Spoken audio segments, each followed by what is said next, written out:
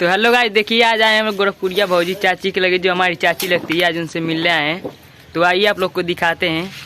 देखिए यहाँ बैठी हैं, बोलिए चाची कुछ। हेलो हाय फ्रेंड, कैसे आप सब। और आप लोग से बता दें कि इनका चैनल है जो फरवाही का, ज़्यादा से ज़्यादा आप लोग सपोर्ट करिए। सब्सक्राइब करने की तो ज़रूरत नहीं है, सब्सक्राइब ऑलरेडी है।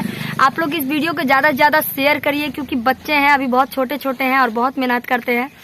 तो आप लोग प्लीज़ इन लोग का सपोर्ट करिए कि एक छोटे छोटे जो बच्चे हैं निकलना चाहते हैं आगे, तो इन लोग को आप लोग प्लीज़ आगे निकालिए और इन लोग का भरपूर सपोर्ट करिए, क्योंकि ये लोग डांस भी करते हैं प्लस ब्लॉगिंग भी करते हैं, पब्लिक में घूम करके वीडियो भी बनाते हैं। तो ये चीज़ बहुत छोटी नहीं होती है, ये सब चीज़ें बहुत बड़ी होती है।